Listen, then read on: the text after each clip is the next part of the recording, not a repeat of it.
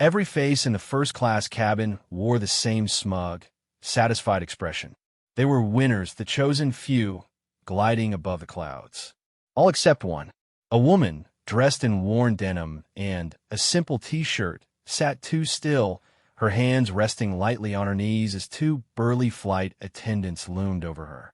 Their polished smiles were gone, replaced by cold efficiency.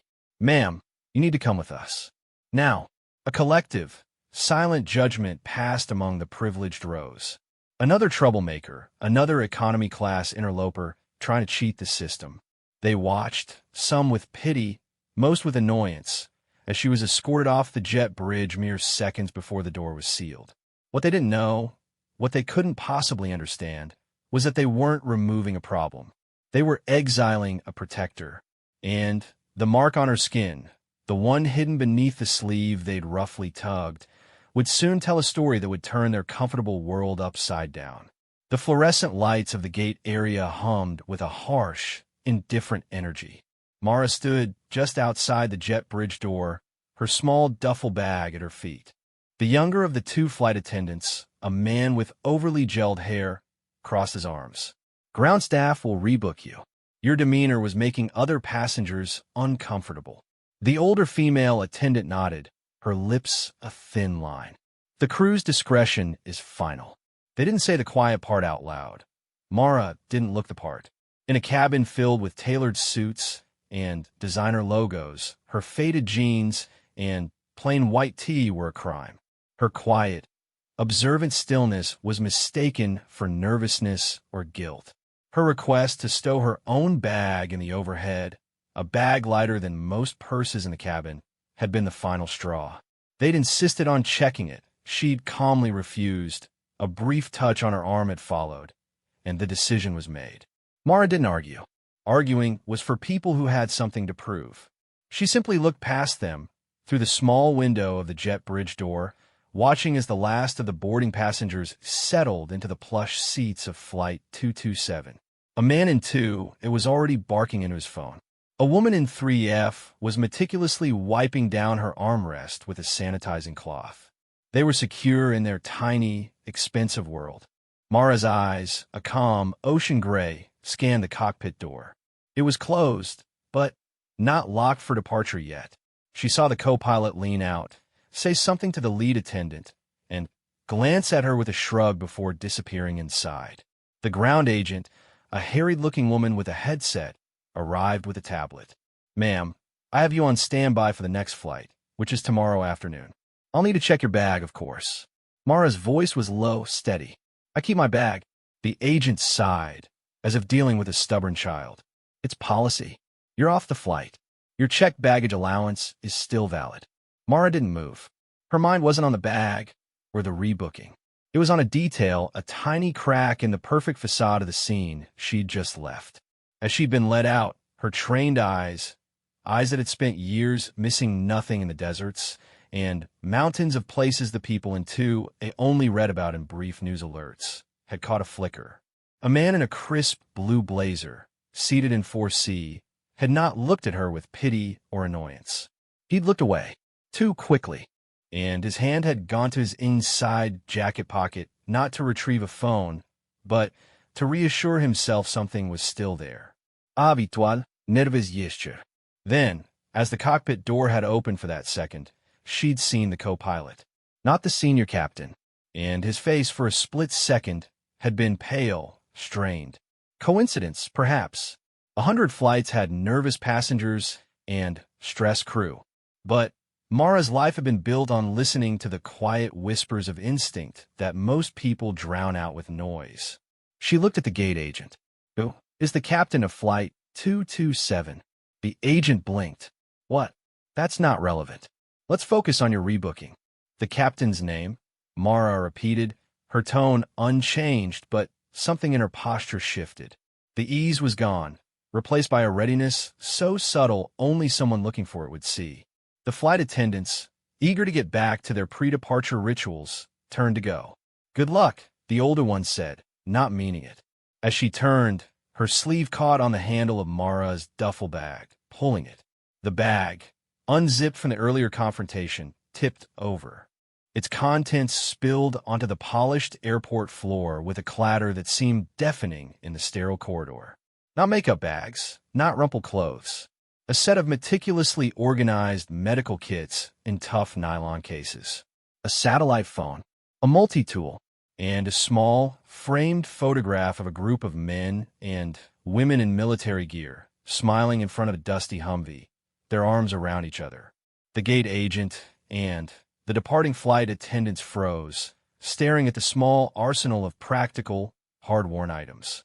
But it was the photograph that held their eyes for a moment before their gazes snapped back to Mara. She was already kneeling, gathering her things with efficient movements. As she reached for the photo, the sleeve of her t-shirt rode up, revealing the inside of her right forearm. There, in stark black ink, was the unmistakable imagery: an anchor, an eagle, a trident, and a pistol. The design was classic, timeless, and in certain circles, unmistakable. The SEAL Trident, the insignia of the United States Navy SEALs, earned, not bought, a mark of a community so small, so tight-knit, that seeing it on a woman was exponentially rarer. The male flight attendant's jaw went slack. The older attendant's hand flew to her mouth. The ground agent just stared, the tablet in her hand forgotten. The hum of the airport seemed to fade into a thick, heavy silence that pressed in on them. Their minds, just moments ago filled with procedures and petty judgments, now screeched to a halt, try to reconcile the woman they deemed unworthy with the symbol of ultimate worth they now saw etched on her skin.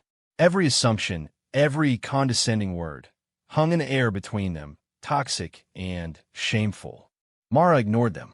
She placed the photograph back in a bag, her fingers brushing the glass.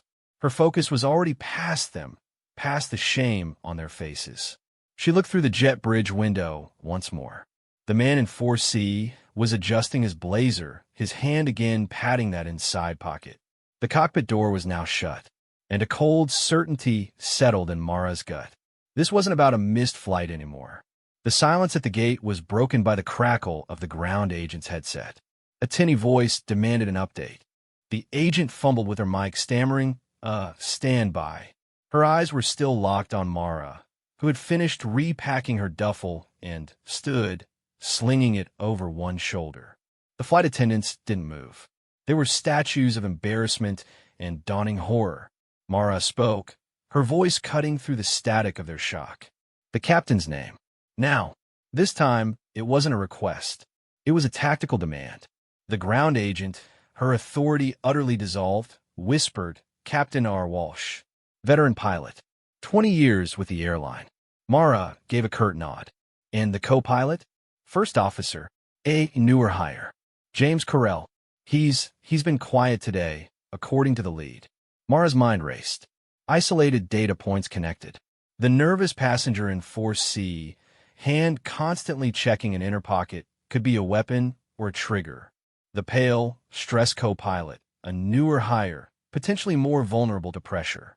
A veteran captain who might be unaware or who might be incapacitated. The plane was still at the gate, but the clock was ticking.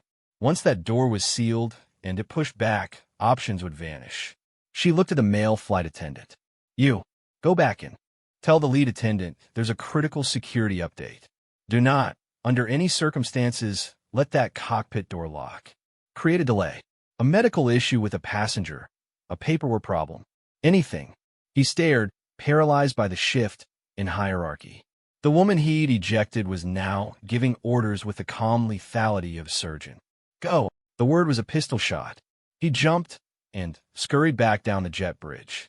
Mara turned to the older attendant and the ground agent. You call airport security, not the general line. Ask for the Homeland Security liaison. Tell them there is a potential code alpha on flight 227.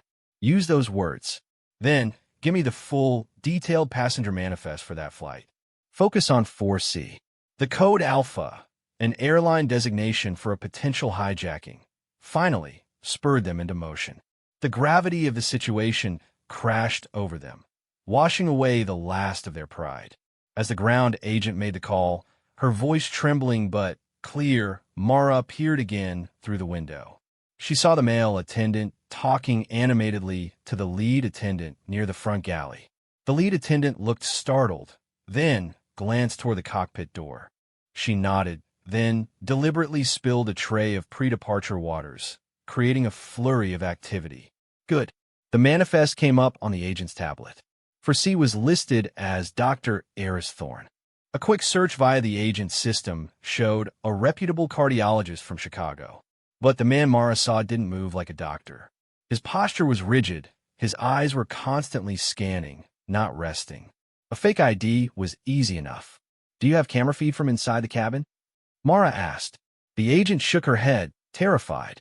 Only the airline security office, and they won't. Suddenly, the jet bridge door opened. The male attendant reappeared, his face ashen. He knows, he breathed. The man in 4C. He was watching us through the window. He saw our bag spill.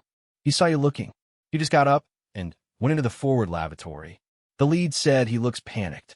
Mara's blood went cold. A panicked operative was an unpredictable one. The plan, whatever it was now compromised. They might accelerate.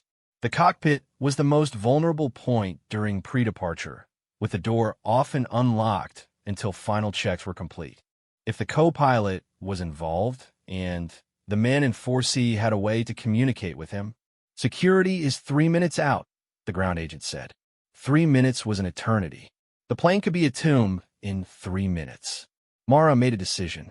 She shoved the duffel bag into the younger flight attendant's chest. Hold this. Do not open it. Do not move. Before anyone could react, she moved. Not toward the jet bridge door, but to a small, unmarked service door next to the gate podium. She noted it earlier, a crew access point that led down to the tarmac level. Key. She barked at the ground agent. The agent, now operating purely on instinct, slapped a key card from her lanyard into Mara's hand. Mara swiped it, shoved the door open, and disappeared into a concrete stairwell. Her footsteps echoed as she took the stairs 2 at a time, not down a baggage claim, but down 1 level to the airside operations floor. She burst out into a corridor filled with baggage carts and utility vehicles. The cool, fuel-scented air of the tarmac hit her face. In the distance, under the glare of floodlights, she saw the sleek nose of Flight 227. She didn't run toward the front passenger door. That would be suicide. Instead, she moved with a swift, low gait along the service line, using ground equipment for cover. Her target was the forward galley service door, located just behind the cockpit, used for loading last-minute catering. A set of air stairs was still positioned there, but the catering truck was pulling away. The door was open, a small rectangle of warm light in the fuselage's side. A ramp agent in a safety vest was about to signal for the stairs to be removed. Mara didn't hesitate. She broke cover, sprinting the last 50 yards. The ramp agent turned, his eyes wide. Hey, you can't. Mara flashed her forearm, the trident catching the tarmac light. Security, do not move that stairs. The authority in her voice stopped him cold. She took the metal steps in 3 leaps and ducked into the dim, cramped space of the forward galley. She was inside. The galley was empty, a small sanctuary of stainless steel and plastic trays. The murmur of the cabin was just beyond the curtain. Mara could hear the lead attendant's voice, calm, but strained, making an announcement about a minor technical delay. She pressed herself against the cold wall, listening. Her heart beat a steady, controlled rhythm. Adrenaline was a tool, not a master. Then she heard it, a muffled but sharp exchange from the cockpit side of the forward lavatory door, which was just ahead of her. A man's voice, low and tense. They know. We have to go. Now. Another voice, higher, strained. I can't, the captain, he's a thud. Then silence. Mara edged forward. The lavatory door was to her left. The reinforced cockpit door was to her right, still slightly ajar. The lead attendant's distraction had worked. Through the crack, she saw the back of the pilot's seat and a sliver of the co-pilot's shoulder. He was turned, looking back toward the cabin, his face a mask of sweat. She had seconds. The man from 4C, Thorne, was in the lavatory, likely armed. The co-pilot was compromised. The captain's status was unknown. Mara made her choice. She wouldn't confront the armed man first. She had to secure the cockpit. The door was the bottleneck. If it locked with a hostile inside, the game was over. She took a deep, silent breath, then moved with a speed that was pure fluid motion. She shoved the cockpit door fully open. The co-pilot, James Carell, spun in his seat, a look of pure terror on his face. In the left seat, Captain Walsh was slumped slightly, his head lolling. A small, empty paper cup sat in the cup holder. Drugged. On the center console, between the pilots, sat a small, brick-like electronic device with a crude antenna. A rogue signal jammer? A trigger? No. Stay out. Carell yelped, fumbling for something at his feet. Mara was already on him. She didn't throw a punch. She used the edge of her hand in a precise, brutal strike to the nerve cluster on his neck. His body went limp, slumping into his harness. She quickly checked the captain's pulse. It was slow but steady. He was out but alive. She ripped the wires from the strange device on the console, rendering it inert. Just as she did, she heard the lavatory door behind her snick open. She pivoted in the tight space, dropping into a crouch behind the massive pilot seat. Dr. Eris Thorne, or the man using his name, stood in the doorway. The calm, nervous passenger was gone. His eyes were wild, and in his hand was not a gun, but a large, crude syringe filled with a dark liquid. A bioweapon? A toxin? His plan was clear now. Not a traditional hijacking for ransom or politics, but an act of targeted, horrific terrorism from inside the sealed cabin. The co-pilot was his inside man to get the cockpit door open. The syringe was his delivery system for the captain, and then, perhaps, for the cabin air system. He saw the unconscious co-pilot, saw Mara, and his face contorted in rage. You ruined everything. He lunged, not for Mara, but for the cockpit's environmental controls panel with his free hand, the syringe poised to stab into a vent. Mara didn't lunge back. She kicked. Her foot connected with the cockpit door, which was resting against the wall. It swung shut with tremendous force, catching the man's arm and torso. He grunted in pain, stumbling. In that split second of imbalance, Mara was up. She grabbed his wrist with the syringe in a vice-like grip and slammed it against the doorframe. The syringe clattered to the floor. She drove her knee into his stomach, and as he doubled over, she wrapped her arm around his neck in a chokehold from behind. He struggled, clawing at her arm, at the tattoo now exposed and pressed against his jaw. His struggles grew weaker, then ceased. She lowered his unconscious form to the floor. The entire confrontation had taken less than 15 seconds. It was silent, brutal, and efficient. The cabin, just feet away, remained oblivious, listening to soft jazz now playing over the speakers. Mara breathed. She secured the man's hands with a zip tie from a cockpit emergency kit, and did the same to the co-pilot's ankles. She then keyed the aircraft's radio, using the frequency she knew airport security would be monitoring. This is Flight 227. Code Alpha is neutralized. Request security and medical to forward galley and cockpit. Captain requires medical attention. 2 hostiles secured. Her voice was as calm as if she were ordering a coffee. Within minutes, the world outside the plane erupted into a swirl of flashing red and blue lights. Armed security teams swarmed up the air stairs and through the front passenger door. They found Mara in the cockpit, checking Captain Walsh's vitals again.